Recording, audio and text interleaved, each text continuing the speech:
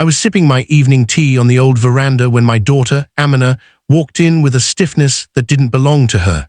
I knew something heavy was about to drop, but never, not in my darkest imagining, did I think she would look me in the eye and say, "Abu, we've decided to sell your house. You're going to a shelter." For a moment, everything around me froze. Even the sparrows seemed to stop midair. I didn't hear the rest of her sentence. My ears rang with a sting that went straight to my heart. I am Khalid, 72 years old, a retired school teacher, a grandfather of 6, and until that moment, a man who believed he had raised his children with love strong enough to last a lifetime. But life, it has its own lessons.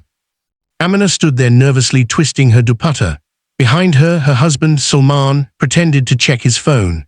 The house they were talking about wasn't just a building. It was the place I bought with the first big saving of my youth, the place where their mother laughed, cooked, sang, and eventually took her last breath. Every wall held memories thick as dust. Why, I finally found my voice. Amina avoided my eyes.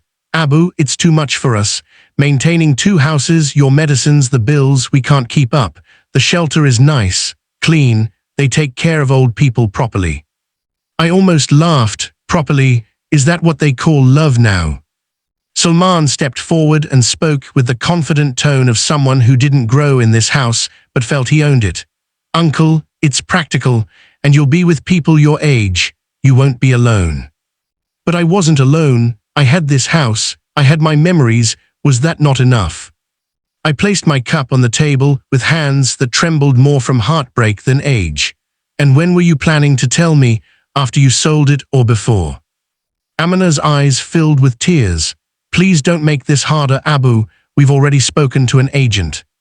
Her words blurred again. I saw my late wife's photograph hanging on the wall and felt a shame I didn't deserve.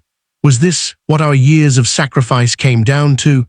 A signature on a selling contract? That night I barely slept. Every creak of the house felt like it was telling me, "Don't leave me, not after all these years." When Amina and Salman finally left, I sat in the dark living room, holding an old wooden cane I didn't actually need. It belonged to my father. I wondered what he would have thought if he saw this day. But grief doesn't drown an old man, it sharpens him.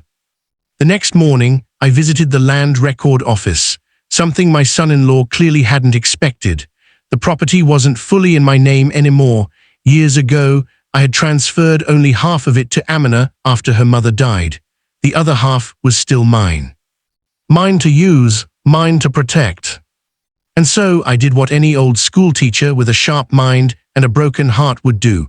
I quietly rented out my half of the property, the lower portion, to a small family who needed a place urgently. They agreed to pay a decent monthly amount, enough for my medicines, enough for my food, enough for my dignity. A week later, Amina and Salman walked in again, this time with wide eyes. "Abu, what have you done? Tenants, how can you rent it without telling us?" I looked at them calmly, my half, my right. Salman's mouth fell open, "But we were selling the house." "You cannot sell what is not entirely yours," I said softly, "and you certainly cannot sell me." Amina's tears fell again, this time not from nervousness, but shame. She sat beside me holding my hand. "Abu, we thought we were doing the right thing. We thought you'd be happier in a place where—" I interrupted her gently, "where strangers take care of me because my own children cannot." She lowered her face into her hands. That sight hurt more than her words. She was still my child, even if she had hurt me. Salman, for once, stayed silent. But forgiveness comes easier when you've lived enough years to understand human weakness. I didn't want revenge. I wanted them to learn, not the way I taught in school, but the way life teaches. Over the next few weeks, things changed. Amina began visiting often, cooking for me, sitting with me, cleaning up the kitchen just like her mother used to. Salman kept his distance at first, but eventually he started helping with repairs around the house, perhaps realizing he had gone too far. One evening, Amina sat next to me on the veranda, placing her head on my shoulder like she used to when she was a child afraid of thunderstorms. "Abu, can you forgive us?" I placed my trembling hand on hers. Children make mistakes, parents forgive, but remember, love is not a burden, it is responsibility. She nodded, wiping her eyes.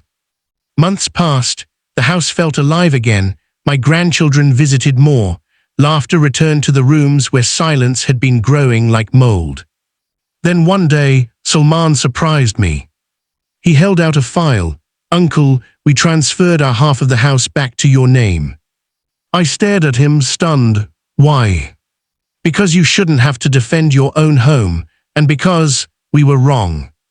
I took the file with hands that suddenly felt stronger. Old age is not weakness, it is history, and history deserves respect.